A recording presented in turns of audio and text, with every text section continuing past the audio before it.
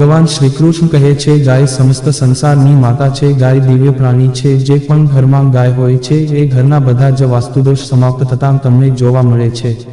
ધર્મગ્રંથ અનુસાર ગાયમાં બધા જ દેવી દેવતાઓ નિવાસ કરતા હોય છે. એટલા માટે ગાયની પૂજા કરવાથી સમસ્ત દેવી દેવતાઓની પૂજાનું ફળ તમને પ્રાપ્ત થતું હોય છે.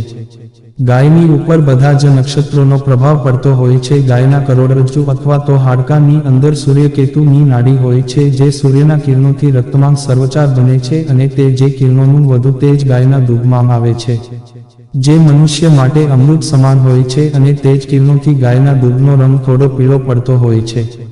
તો મિત્રો, આજે અમે તમને આ વિડીયોમાં બતાવવા જઈ રહ્યા છીએ ગાય માતાની પૂજાથી મનુષ્યને કયા કયા ફળની પ્રાપ્તિ થાય છે અને સાથે સાથે વાસ્તુદોષ દૂર કરવા માટે કયા ઉપાયો કરવા જોઈએ, અને ગાયના કયા અંગને અડવાથી શાસ્ત્રોમાં ખૂબ જ શુભ માનવામાં આવે છે. અને મિત્રો, એવું પણ કહેવામાં આવે છે શ્રી કૃષ્ણ ભગવાન ગાય માતાના અંગને રોજે અડતા હતા. મિત્રો, સનાતન હિન્દુ ધર્મમાં ગાય, ગંગા અને ગાયત્રીનું મહત્વ ખૂબ જ અધિક છે. શાસ્ત્રોના અનુસાર ગાયના શરીરમાં 33 કોટી દેવતાઓ નિવાસ કરે છે, અને જે પણ જાતક નિત્ય ગાયની સેવા કરે તેની ઉપર બધા જ દેવી દેવતાઓની કૃપા વરસે છે. જે પણ લોકો ગાયની સેવા કરે છે, જે માતાની સમાન ગાયને સન્માન આપે છે, માતા તેની ઉપર આવવા વાળા બધા જ સંકટને દૂર કરે છે. ગૌમાતા કામધેનુ છે. ગાય માતા તેમના ભક્તોને ખૂબ જ ધ્યાન રાખે છે અને તેમની ઉપર પ્રસન્ન થાય છે. કહેવામાં આવે છે કે જ્યારે સૂર્ય આથમી જાય, જ્યારે ગાય ઘરની તરફ પાછી આવે છે, ત્યારે તેના ચાલવાથી જે ધૂળ ઉડે છે, જેનાથી મનુષ્યના બધા જ પાપ ધોવાઈ જતા હોય છે. મિત્રો, કોઈ વ્યક્તિને ખૂબ ગુસ્સો આવે છે અથવા તે ભણવામાં હોશિયાર નથી, બોલવામાં અસમર્થ છે, તો એ વ્યક્તિને ગાય માતાને લીલું ઘાસ ખવડાવવું જોઈએ. આવું કરવાથી બુધ ગ્રહની દશા છે જે વ્યક્તિ ઉપર ચાલી રહી હોય તે પણ ખતમ થઈ જાય છે અને બધી જ સમસ્યાઓથી છુટકારો મળે છે. મિત્રો, ગાયનું દાન કરવું ખૂબ જ ફાયદાકારક અને મહત્વનું માનવામાં આવે છે. જો તમારા જીવનમાં મંગળની દશા ખરાબ ચાલી રહી હોય તો તમારે ગરીબ બ્રાહ્મણોને અથવા ગરીબ વ્યક્તિને ગાય માતાનું દાન કરવું જોઈએ. જો મિત્રો તમને શનિ દોષ હોય અથવા તો શનિની દૃષ્ટિને દૂર કરવી હોય તો તમારે કાળા રંગની ગાયનું દાન કરવું જોઈએ. આવું કરવાથી બધા જ કષ્ટોથી મુક્તિ મળે છે અને તમારી ઉપર શનિદેવની કૃપા થવા લાગે છે. શનિદેવની કૃપાથી તમારા ઘરમાં સુખ, સમૃદ્ધિ અને લક્ષ્મીજી નિવાસ કરતા તમને નજરે આવશે. મિત્રો, જો તમારું કામ અધૂરું રહી ગયેલું હોય, ઘણી વખત એવું બનતું હોય છે કે તમારા કરેલા કાર્ય અધૂરા રહી જતા હોય છે, ઘણી બધી મહેનત કરવા છતાં પણ આવું થતું હોય અને તમને સફળતા ન મળતી હોય, તો મનુષ્યને ગૌમાતાને રોટલી ખવડાવવી, તેના કાનની અંદર તમારી મનોકામના જરૂર કહેવી જોઈએ. ગાયને નિયમિત પૂજા કરવાથી ઘરની આર્થિક સ્થિતિ પણ મજબૂત થાય છે. મિત્રો, ગરમીના દિવસોમાં તમારી ઘરે કોઈ ગાય આવી જાય તો તમે પાણી જરૂર પીવડાવવું જોઈએ. મિત્રો, આવું કરવાથી વ્યક્તિના જીવનમાં ખૂબ જ સુખ, સમૃદ્ધિ આવે છે. મિત્રો, શિયાળાના દિવસોમાં ગૌમાતાને ગોળ ખવડાવવો જોઈએ, પરંતુ ગરમીના દિવસોમાં ગૌમાતાને ગોળ ન ખવડાવો. જો મિત્રો તમે પિતૃદોષ દૂર કરવા માંગો છો તો ગૌમાતાને અમાસના દિવસે રોટલી, દાળ અને ઘાસ જરૂર ખવડાવવું જોઈએ. મિત્રો, આ ખૂબ જ ફાયદાકારક રહે છે. મિત્રો, આવું કરવાથી તમારા બધા જ પિતૃદોષ દૂર થતાં તમને જણાશે. સાથે સાથે ગૌ માતાની પૂજાથી નવગ્રહોની શાંતિ પણ થઈ જાય છે.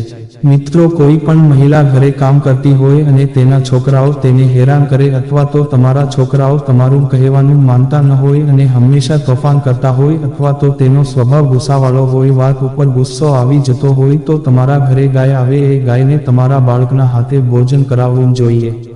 મિત્રો, એવું કહેવામાં આવે છે કે ગાય માતાને બંને આંખ વચ્ચે માથું હોય છે, ત્યાં લક્ષ્મીજી વાસ કરતા હોય છે. એટલે તમારે એ સ્થાન પર ગાય માતાને હાથ ફેરવીને પગે લાગવું જોઈએ. મિત્રો, આવું કરવાથી ખૂબ જ લાભ પ્રાપ્ત થાય છે. મિત્રો, એવું કહેવામાં આવે છે કે આવું કરવાથી લક્ષ્મીજી ખૂબ જ પ્રસન્ન થાય છે અને તમારી ઉપર ધનની વર્ષા કરે છે. ગાયના માથા પર હાથ રાખીને તમારી જે પણ મનોકામના હોય તે ગાયના કાનમાં કહેવી જોઈએ. અને મિત્રો, વાસ્તુશાસ્ત્રમાં પણ આ બધું બતાવવામાં આવ્યું છે. આવું કરવાથી બધા જ સંકટોથી મુક્તિ મળે છે અને સાથે સાથે ગરીબીનો નાશ થાય છે અને સાથે સાથે બધા જ રોગોનો નાશ થતો તમને જોવા મળશે. મિત્રો, તમારા ઘરે ગાય આવે તો તેની ઉપર હાથ ફેરવવો જોઈએ, એટલે કે તેની પીઠ ઉપર હાથ ફેરવવો જોઈએ. મિત્રો, એવું કહેવામાં આવે છે કે કૃષ્ણ ભગવાન પણ ગૌ માતાના પેટ ઉપર હાથ ફેરવતા હતા.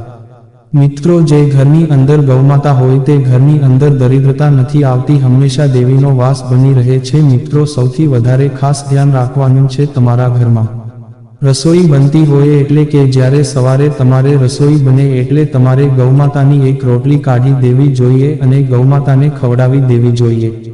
પહેલી રોટલી હંમેશા ગૌમાતાની જ હોવી જોઈએ. મિત્રો, આવું કરવાથી ઘરમાં સુખ સમૃદ્ધિ બની રહે છે અને તમારા ઘરમાંથી કલશ દૂર થઈ જાય છે. મિત્રો, એવું પણ કહેવામાં આવે છે તમારે ગૌમાતાના ગૌમૂત્રનું સેવન કરવું જોઈએ. આનાથી અસંખ્ય રોગ મટી જાય છે. જો તમે કેન્સરથી પીડાઈ રહ્યા છો, તમને કેન્સર જેવી ગંભીર બીમારી થઈ ગઈ છે, તો તમારે ગૌમૂત્રનું સેવન કરવું જોઈએ. ગૌમૂત્રનું સેવન કરવાથી કેન્સર જેવી બીમારી પણ દૂર થાય છે. ગૌમાતાના છાણથી બનેલા છાણા તમારા ઘરની અંદર સળગાવવા જોઈએ. મિત્રો, જ્યારે તમે આવું કરશો તો તમારા ઘરની અંદર નકારાત્મક ઉર્જા ઘર કરી ગઈ હોય તે દૂર થઈ જશે અને તમારું ઘર સકારાત્મક ઉર્જાથી ભરાઈ જશે. તમારું ઘર એકદમ સંપન્ન બની જશે. તમારા ઘરની અંદર કોઈની નજર લાગી જવાના કારણે તમારા ઘરે ગૌમૂત્રનો છંટકાવ પણ કરવો જોઈએ. આવું કરવાથી તમારા ઘરની અંદર કલશ દૂર થઈ જશે. જો મિત્રો તમને અમારો આ વિડીયો પસંદ આવ્યો હોય તો લાઈક, શેર, સબસ્ક્રાઇબ કરવાનું ભૂલશો નહીં. આવા નવા વિડીયો જોવા માટે અમારી YouTube channel Gujarati Hindi motivational સ્ટોરીને સબસ્ક્રાઇબ કરો. બાજુમાં રહેલ બેલ બટન ક્લિક કરો તેથી તમને અમારા નવા વિડીયોની નોટિફિકેશન મળે. ધન્યવાદ. નોંધ: આ વિડીયોમાં આપેલી કોઈ પણ માહિતીની ચોકસાઈ અથવા વિશ્વસનીયતાની ખાતરી આપવામાં આવતી નથી. આ માહિતી જ્યોતિષ, પંચાંગ, માન્યતાઓ અથવા ધાર્મિક ગ્રંથો જેવા વિવિધ માધ્યમોમાંથી એકત્રિત કરવામાં આવી છે અને તમારી સમક્ષ રજૂ કરવામાં આવી છે. અમારો ઉદ્દેશ્ય માત્ર માહિતી પૂરી પાડવાનો છે. Gujarati Hindi motivational story YouTube channel તેની સત્યતા અને સિદ્ધ હોવાની અધિકૃતતા આપી શકતા નથી. કોઈ પણ રીતે તેનો ઉપયોગ કરતા પહેલા કૃપા કરીને સંબંધિત નિષ્ણાતની સલાહ અચૂક લેવી.